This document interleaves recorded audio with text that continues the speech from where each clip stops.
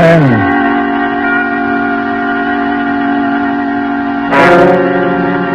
This is the Man in Black, here again to introduce Columbia's program, Suspense. In our starring Hollywood cast this evening is Mr. Peter Lorre, who appears as a mysterious gentleman called George Ravel. Miss Wendy Berry plays our worried heroine, Marjorie. Mr. George Zuko is the lawyer, Alex Stevens. The story called The Moment of Darkness is tonight's tale of suspense. If you have been with us on these Tuesday nights, you will know that suspense is compounded of mystery and suspicion and dangerous adventure. In this series are tales calculated to intrigue you, stir your nerves, to offer you a precarious situation and then withhold the solution until the last possible moment. And so, with A Moment of Darkness, and with the performances of Peter Lorre, Wendy Berry, George Zuko, and our other players, we again hope to keep you in suspense.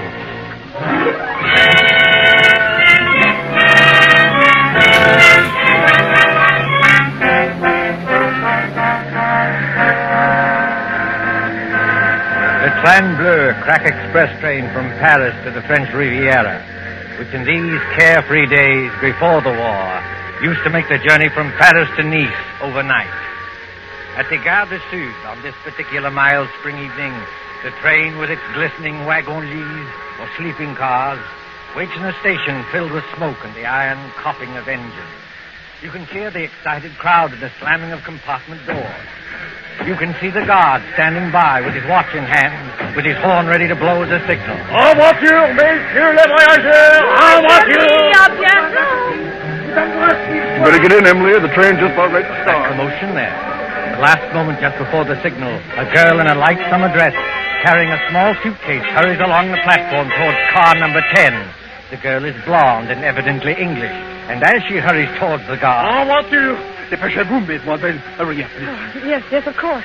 Is this carriage number 10? Oui, mademoiselle, numéro 10. Hurry up, please. Thank you. I'll get in. Et maintenant...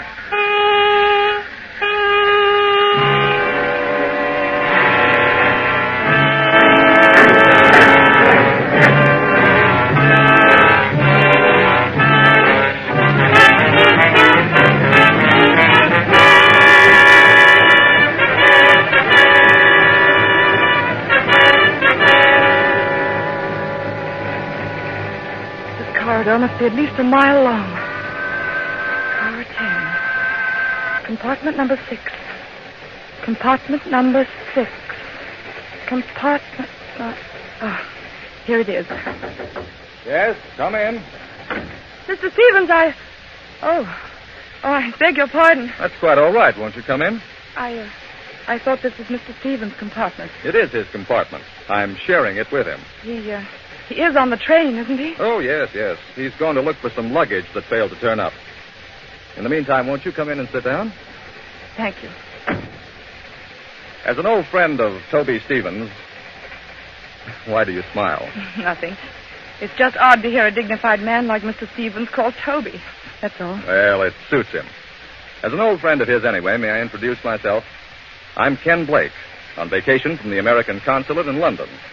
How do you do? My name is Gray, Marjorie Gray. I most particularly wanted to have a word with Mr. Stevens. Miss Gray, will you pardon my impertinence if I ask... Ask what? Whether it's about your Aunt Hester at Monte Carlo and the man who seemed so determined to scare her to death.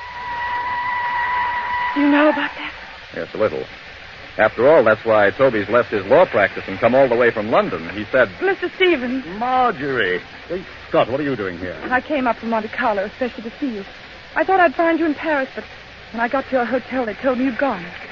Cook said they'd reserved a compartment on this train for you. So, well, here I am. But why? Before you see Aunt Hester, Mr. Stevens, I want to know what you meant by that letter you wrote me. I meant exactly what I said, Marjorie. I'm going to expose this faker, George Bell. Excuse me, if you two want to talk, I'll just clear out of here. No, Ken, stay where you are. Really, Mr. Stevens? You've made an impression on her, Ken. When the girl suddenly becomes thoroughly British after spending half her life on the Riviera, well, you made an impression. Don't talk like that, Toby. She won't get annoyed with you for saying it. She'll just get annoyed with me. Margaret, this is Ken Blake. We've met, thanks. I asked him to come along with me, and for a very good reason. Indeed? Ken was for years at the American consulate in Paris. He knows all the heads of the Sûreté Générale, that's the Scotland Yard of France. And in particular, he knows the great detective Flamand, who's the chef de Sûreté. I thought Ken might be very useful when we nab Ravel. But I tell you, Ravel is dangerous. Dangerous, my eye. Something's going to happen. I know something dreadful's going to happen. Now, let's face the situation, Marjorie. Your Aunt Hester is middle-aged, wealthy, and... Oh, if only Uncle Paul hadn't died. He was the decentest person I ever knew. But he did die, my dear, and Hester can't be consoled. She can't eat, she can't sleep, she can't think of anything except getting in touch with his spirit. Along comes this faker Ravel to give seances. I wonder if he is a faker. You're not falling for this Tommy rot, surely? Really, Mr. Blake? If I'd asked for your advice in this matter... I beg your pardon, Miss Gray. When we get to Nice, I'll take the first train back to Paris. No, wait, please. I didn't mean to be rude. It's nice of you to help us, but it's the whole atmosphere of Monte Carlo. Well, that's quite all right, my dear. We understand. Of course. There's Aunt Hester in that villa over the Mediterranean. There's Ravel, all thin and quiet and swarthy, with those somber-looking eyes of his. He seems to dominate her, just as Mr. Stevens used to. Dominate her, my dear? That's rather a strong word for an easygoing old buffer like me. The things Ravel does at those seances are terrifying. I don't know whether he's an impostor or not, but I am sure nobody else can do what he does. Now there, Marjorie, is where you're wrong. I can. You can? Yes. I promise to duplicate in front of your aunt every single trick Ravel ever performed. Oh, but that's impossible. Is it? Wait and see. I'll put it up to Mr. Blake. It isn't merely that Ravel is tied up, tied hand and foot in a chair, while these horrible things are going on. I know there are people who can get out of ropes and back into them again. But Ravel lets you take one precaution that shows there can't be any trickery. Oh? And what is that precaution? Just before the lights go out, he takes a piece of white paper. Well? He puts one under each foot. You take a pencil and draw an outline around the shoe on the paper. If he moves the millionth fraction of an inch, it would show in the outline later. But it never does. Well, look here, Toby. That's a bad one. Why does it strike you as being so funny? Because I can do it, too. Just give me a moment of darkness, that's all. You mean he gets out of his shoes or something like that? No, he could hardly get out of his shoes and back into them without disturbing the outline. Then he doesn't leave his chair after all. On the contrary, he can be all over the room. Well, how in Satan's name does he do it? My dear fellow, there's nothing simple.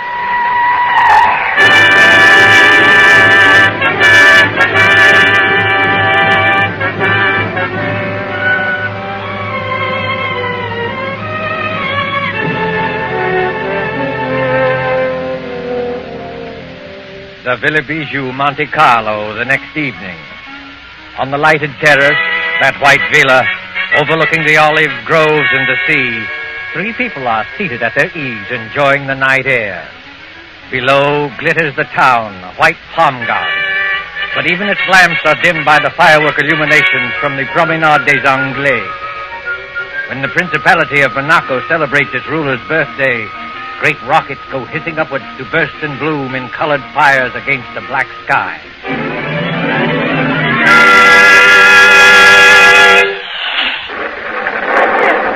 I don't like those fireworks. The noise upsets me.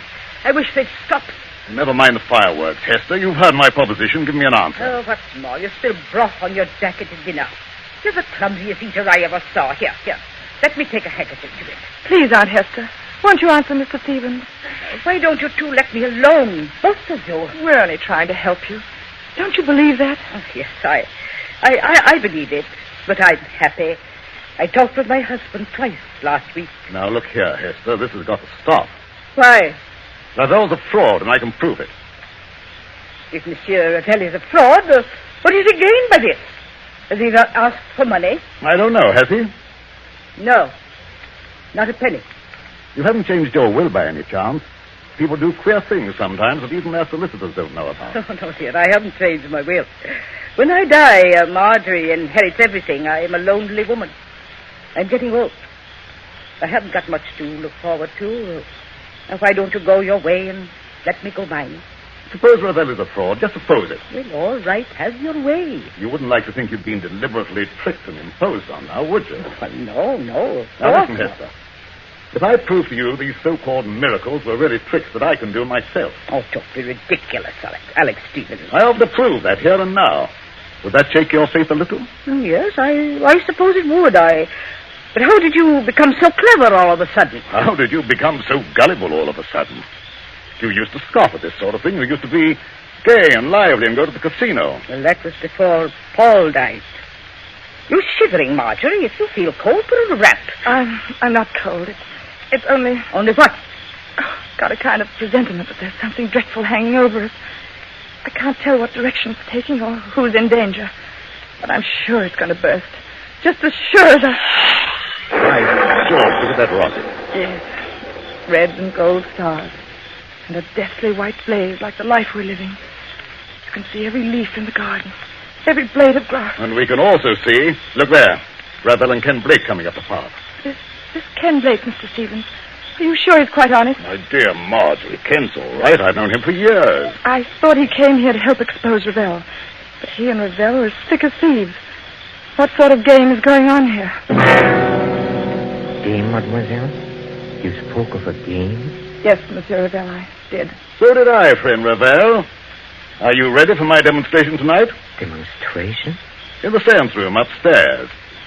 You claim you can bring back the dead. Pardon me, monsieur. I claim nothing.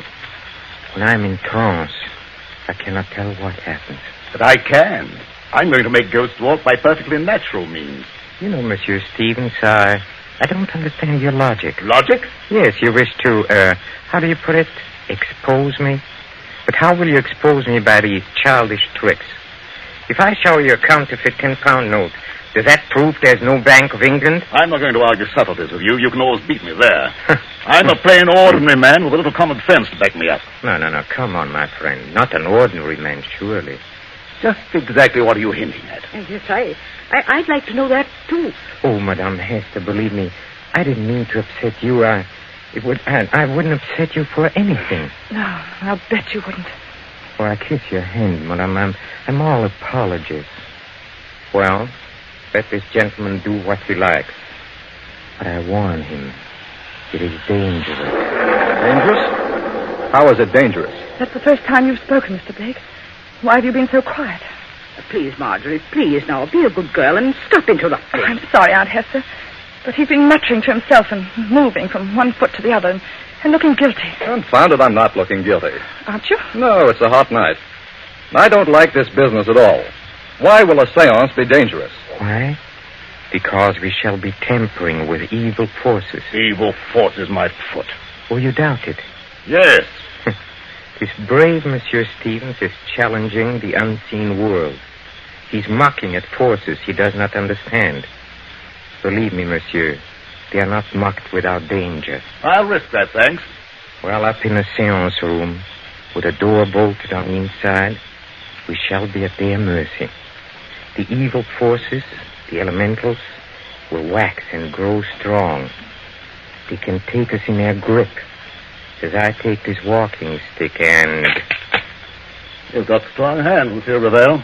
The hands of evil spirits are stronger, much stronger. I'm afraid. I wonder if we ought to do this. I've been wondering the same thing. What does your aunt say? Oh, I don't know what to say. I'm so confused. And I want to break down and cry. I suppose we'd better do it, or Alex Stevens will never let me hear the end of it. For the last time, monsieur, will you be warned of danger? No. Very well. Oh, Madame Hester. Yes, Monsieur Ravel. Do you believe that I'm an impostor? No, dear, of course not. But But in your heart, you're not yet convinced. Well, I don't know. I'm not such a fool as some people seem to think.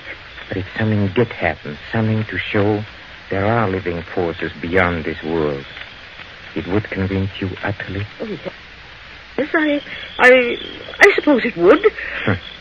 Then, shall we allow Monsieur Stevens to go on with his demonstration? I have a feeling we shouldn't do this.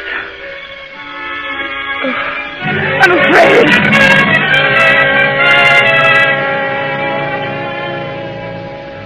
Upstairs at the Villa Bijou, there is a small, bare, deeply carpeted room Its only furniture consists of a round table, 5 chairs, and a large cabinet phonograph. There is only one door, and there are no windows. In one chair, a little way back from the table, sits Mr. Alexander Stevens. He is tied hand and foot, the outline of his shoes drawn with pencil on pieces of paper, so that he cannot move. Now then, friend Raphael. Have you quite finished tying me up? Oh, yes. Yes, and I bet you won't get out of these knots, sir. Well, we'll see about that. Are the rest of you ready? Yes, all right. Oh, dear, I wish I'd put some smelling salts in my handbag. Well, what do you want us to do now? You'll have conditions exactly as they are for Mr. Ravel. I'll sit in this chair back from the table. You 4 sit round the table, clasping hands to form a circle. All right, let's get on with it. Ken, will you start the gramophone? I believe it's customary, Mr. Ravel, to have hymns played at the beginning of the seance to establish the proper frame of mind. Yes, monsieur, that's true. You fool. What did you say? Oh, nothing, monsieur. Please continue.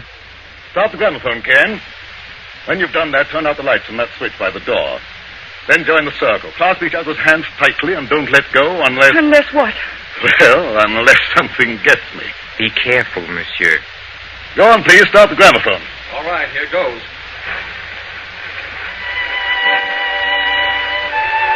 Now the lights, Ken. Switch off the lights. Lights? Yes.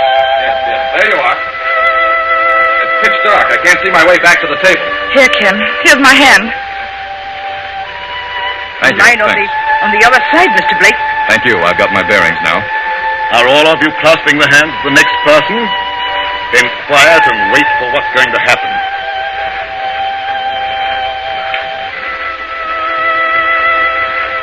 Ken, look. Look where? Over there, where Mr. Stevens is sitting. What about it? There's a luminous spot in the dark, about the size of a shilling. Shh. Quiet, please.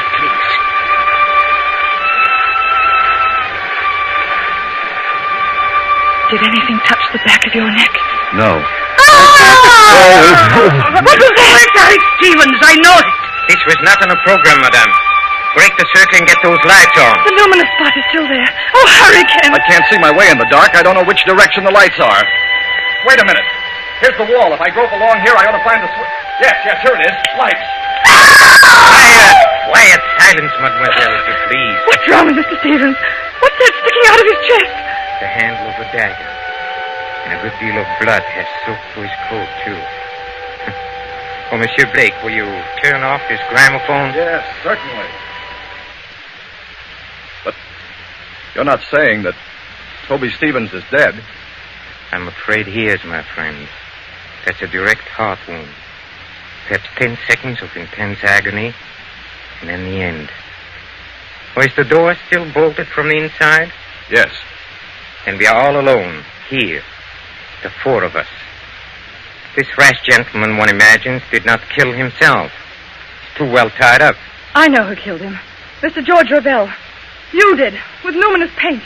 I killed him, mademoiselle? With luminous paint? I mean, that was part of the trick. You tied him up. You were the only one who touched him. And? What is that, mademoiselle? Luminous paint doesn't show up in the light. You smeared a little of it on his coat. That showed you exactly where to strike in the dark. I commend your good sense, madame. But there are 2 excellent reasons why I had nothing to do with this. The first reason I must keep to myself, but the second reason can easily be proved. Well, what is it? Well, up to the time that man screamed, you yourself were holding my right hand, and Madame Hester was holding my left hand. Did either of you let go at any time? No. No, that is, I didn't. What about you, Aunt Hester? No, Marjorie, dear. I didn't let go either. He never moved. Hold on. Wait a minute. Well, monsieur, speak up.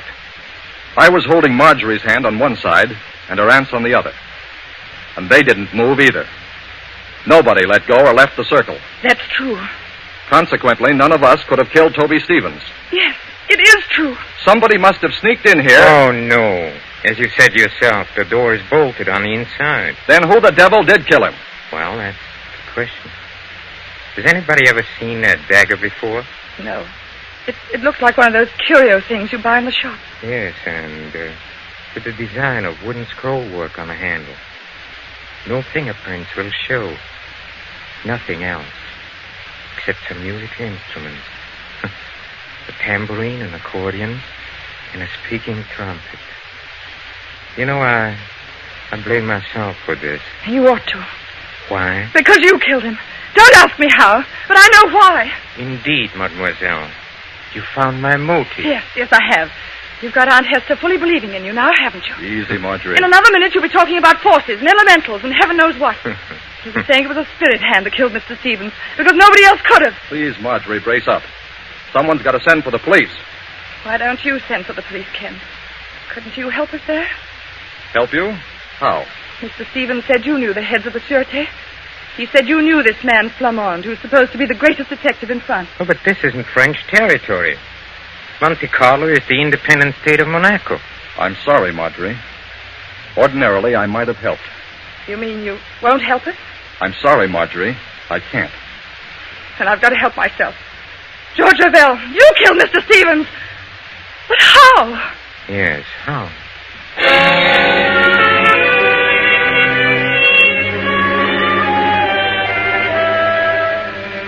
24 hours later. 24 hours of blind puzzling. In the railway station at Nice, 9 miles from Monte Carlo, the night express for Paris is already underway. The guard has blown his signal, and the great wheels grind. A young man, hatless and worried, pushes through the crowd past the already moving train. Non, monsieur. C'est défendu. Vous êtes trop tard. Too late, nothing. I'm getting aboard this train. Prenez garde, monsieur. Prenez garde. I'm sorry to have caused you any trouble, guard. But do you happen to know whether... Marjorie. Ken Blake, what are you doing on this train? Exactly the question I wanted to ask you. Walk along the corridor with me, will you? All right. Marjorie, you little idiot. What's the idea of running away? If it's any of your business, Mr. Blake, I'm not running away. I'm merely going to Paris. You were told to stay in Monte Carlo. Don't you know you can land in jail for this? They'll put you in jail, too, won't they? Yes, I suppose so. But what's the idea of going to Paris? First of all, I had to get Aunt Hester away from that man, Ravel. She really thinks he can call up ghosts now. Is your aunt on this train? Yes, in that compartment there. Second, I'm going to Paris for some real help. I'm going to the Sûreté. I'm going to see this man, Flamande. You won't find Flamande in Paris, Marjorie. And you'll certainly never get him to arrest Georges Ravel. Oh? And why not? Because, my dear idiot, Georges Ravel is Flamande. What are you saying? The man who calls himself Ravel is really Flamande, the head of the whole French Detective Bureau. He made me promise not to tell anybody. Oh, then that's why you've been looking so guilty for 2 days. Yes, I tried to tip you off today, but the police were with us all the time. So he is a fake spiritual medium. Mr. Stevens was right about that. And I still say I'm right about the other thing. Whoever he is, Ravel killed Mr. Stevens. But how and why? Oh, I don't know. This alleged detective. Did he tell you why he was masquerading as a medium in Monte Carlo? No. All I know is that we're in one sweet mess. We've left town without permission. They'll probably stop the train and send us back in a patrol wagon. Oh, no, my friend. That won't be at all necessary. Ravel! Yes, mademoiselle. Ravel or Flamande. Well, since you know Miss Ravel, call me that. You knew that I was on this train? Oh, naturally. Look here, old man. I kept quiet about you because you swore it was a matter of life and death. But will you answer a couple of questions now? Oh, with pleasure. Why did you pose as a medium? Because the Monacan government employed me to trap a murderer. So I had to work hard, you say, undercover. All right. Why was Toby Stevens killed? Stevens was killed because he was a blackmailer. A blackmailer? Yes, mademoiselle. Does that surprise you? Yes. Oh, yes, of course. Very much. I tried to warn Stevens, but the fool wouldn't listen. And then, well, I wasn't quick enough. Stevens was murdered, of course, by one of us four in a seance room. Oh, that's impossible. Impossible? Oh, no. The trick was baffling because of its simplicity. I'm sure you killed him. One moment, mademoiselle. Let me show you what I mean by trick baffling because it is so simple. Take, for example, the pencil outline drawn on a paper around the medium shoes. Did Stevens tell you how I did that? No. On this train 2 nights ago, he started to tell us. Then he just stopped in the middle of it and laughed. You see, the medium leaves his chair. Well, he makes tambourines rattle and ghost forms appear. Yet the pencil outline is not disturbed. Now, how does he manage it? Well, how does he manage it? Well, quite easily. He returns to his chair. He turns over the 2 pieces of paper. He takes another pencil and draws an outline of his shoes on the reverse side of the paper. You look at it. And imagine it's the same outline we drew. Precisely. So easily are people misled. And it was the same way with a murder. But there couldn't have been any trick about the murder. None of us left the circle. We were all clasping hands when we heard that scream. Don't you agree? Huh? Oh, yes, I agree. I can't stand this any longer. When we heard Mr. Stevens utter that horrible scream... What makes you think it was Stevens who uttered that scream? I beg your pardon. What makes you think it was Stevens who screamed? Well, wasn't it? Oh, you assumed it, yes. Well, we all assumed it. But up to that time, Stevens wasn't even hurt. Wasn't hurt? You see, the source of sound cannot be located in the dark. It was the murderer who uttered that appalling cry. In a few seconds of darkness, before the lights went on, the killer simply leaned across and drove that dagger into Stevens' chest. And you proved that? Yes. If Stevens had been hit at the time of the scream, blood would have blotted out the spot of luminous paint. Yet, Marjorie Gray saw the paint shining after the scream. That's true, Marjorie. I heard you say so. You put the luminous paint there, Ravel. You were the only person who touched him. Oh, no. There was one other person who touched him. Who was it? Another person, in full sight of you, said Stevens had spilled broth on his coat and swabbed at his chest with a handkerchief. You mean? I mean, of course, the real murderer. Your Aunt Hester. Yes, Marjorie. Your Aunt Hester. Aunt Hester! Keep back, all of you. Oh, so you managed to find the revolver. Marjorie, I poisoned your Uncle Paul. I poisoned my husband. And Alex Stevens knew it. You can't get away, madame. Keep away from the door. I never believed in spiritualism. I let myself be influenced by a medium because Alex Stevens would try to stop it. He was getting money out of me.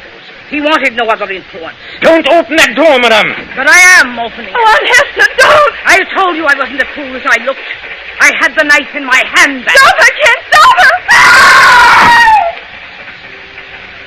Well, mademoiselle,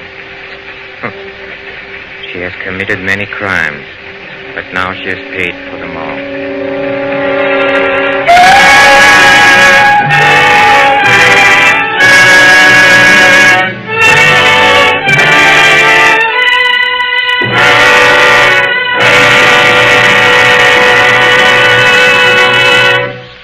And so closes The Moment of Darkness, starring Peter Lorre, Wendy Berry, with George Zuko.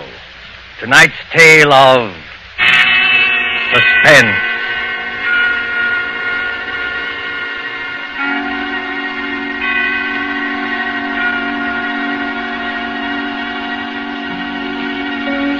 This is your narrator, the Man in Black, who conveys to you Columbia's invitation to spend this half hour in suspense with us again next Tuesday, when Agnes Moorehead and Ray Collins will star in a study in terror titled The Diary of Sophronia Winters. The producer of these broadcasts is William Spear, who with Ted Bliss, the director, Wilbur Hatch, and Lucian Morrowick, conductor and composer, and John Dixon Carr, the author, collaborated on tonight's Suspense.